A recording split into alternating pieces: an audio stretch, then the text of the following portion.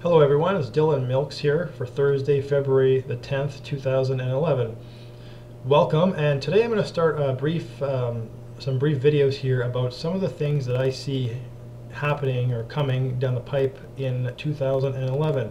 The first thing I want to talk about is the U.S. debt situation, and it's been said that sometime in the end of April to early May, the United States essentially is going to hit what is called its debt ceiling. What that means is that the current U.S. debt is about at just over $14 trillion. That's trillion with a T, not billion, not million, but $14 trillion. And the government right now is only authorized to borrow up to $14.5 trillion in debt. So typically what happens is that the elected members of the government typically have to vote on a number that is provided by the president for how far in debt they can go. Now, a few years ago, under George W. Bush, the United States, the elected officials voted to raise the debt ceiling up to $14.5 trillion. And here we are a couple years later, and we are just basically on the verge of reaching that number. Now, the interesting thing about this situation is that this has been getting a lot of news coverage of late. Well, it had been anyway up until the Egypt crisis.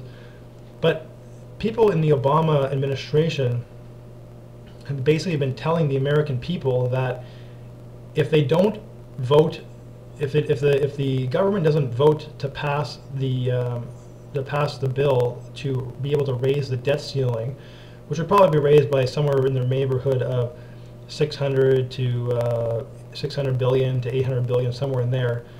But if the government doesn't vote to pass the bill to raise the debt ceiling, then it will mean that the United States will default on its loans. So I want you to hear what that means. So essentially what that means is that if the United States does not borrow more money, they will not be able to make the interest payments on their existing loans. So to me, when I hear about that, that sounds pretty much like what I would call a Ponzi scheme. So in other words, unless somebody's going to borrow them more money, they're not able to pay some of the interest payment. They're not able to make the interest payments to some of their creditors.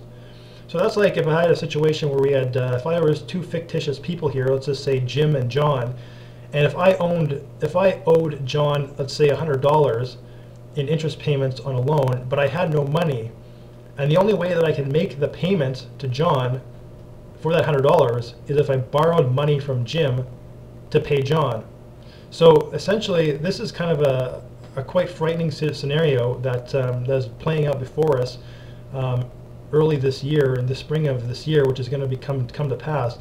Now, it's going to be very interesting to see how this plays out in the end, whether or not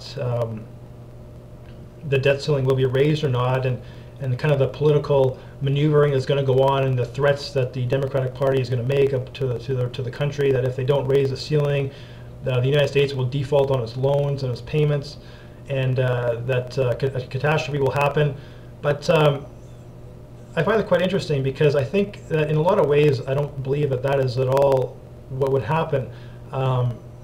Really, because there's always the option of, and that is of cutting spending, which I think that the Democratic Party in particular seems to not want to do. Now, $14.5 trillion in debt is quite a significant amount of money. It's no small change there. So, in any case, the interesting thing is that the Democratic Party doesn't want to really look at cutting spending at all. In fact, each of the last 3 years, the U.S. government has been spending over $1 trillion more than what it has coming in revenue. In other words, and I believe this year in 2011, they're projecting a budget deficit of about $1.8 trillion. Again, that's a trillion with a T, not billion, not million, but trillion dollars, $1.8 trillion. And for 2010, their budget deficit was in the range of 1.5 trillion, and the previous year it was again about the same.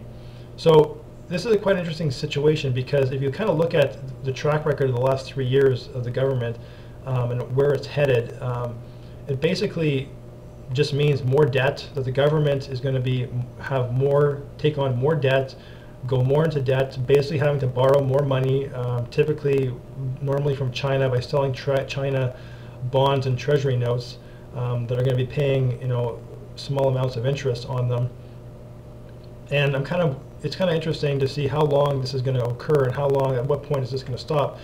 The other thing too about this $14.5 trillion debt ceiling is that really the United States government, the entire country, the entire country of the United States, if you sold all the assets, if you put together all the value of all the houses in the States, all the businesses, all of the buildings in the States, it would be much less than $14.5 trillion.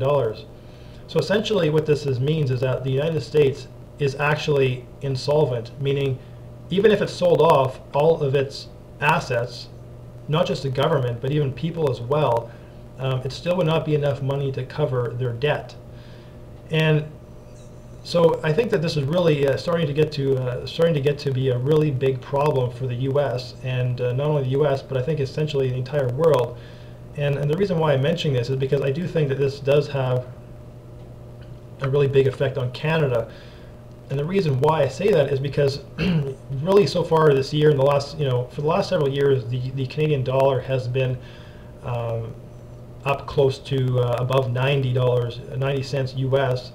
And recently, again, it just reached the $1 mark again, basically being even on par with the U.S. dollar, and even in some cases for a little while has surpassed the U.S. dollar in value. Now, what I see happening this year is that as this happens, as we approach this date of the April-May timeframe this year, what I can see happening as the situation about the debt and the debt ceiling and whether or not the elected officials are going to vote to extend the debt ceiling, to raise it or to not to raise it, and force some massive, quite massive spending cuts, which would have to happen. I think either way, I think this is going to have an effect, I believe, on the economy.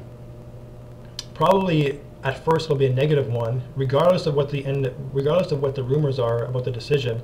I think leading up to it, there's going to be some negative effect on the U.S. economy, which I think is going to bode well, I believe, for gold and silver leading up to those dates there, simply just because of the uncertainty and really the not knowing what's going to happen, and and really especially then I believe that if the decision is made to raise the debt ceiling again, especially by quite significant amount of money, I do believe that that's going to have a very positive effect on gold and silver, simply because it just means that there's more money is going to be printed, more money is going to exist in the hands of the banks, and consequently is going to be circulating amongst the U.S., amongst its citizens and businesses. So I just wanted to kind of bring that up about an interesting thing that's happening this spring in the April to May timeframe. And again, that is the issue of the U.S. Debt, which currently stands at about $14 trillion. And by the April to May timeframe, when they run out of money, when it hits the $14.5 trillion debt ceiling, and the elected officials are forced to vote on whether or not to raise the debt ceiling. So I just wanted to bring this to everyone's attention, because I do think it's going to be very interesting to see how this plays out. And the thing is, with this issue, I certainly believe this is no small issue at all, and I believe that this is actually going to have again, a global effect, regardless of what the decision is. I do believe there's going to be some global effects on this leading up to to those dates there, that we're going to see an effect on the market. We're going to see an effect on the price of gold and silver, and not just the American markets, but I think the global markets, I think, will be affected by the rumors and the rumblings that we see leading up to that point. And then, of course, even after that point and after that decision is made, I think we're going to see some changes or some confirmation of some directions that the market's going to be seeing leading up to that point. So thanks everybody for watching, and we will see you again soon. Take care. Bye-bye.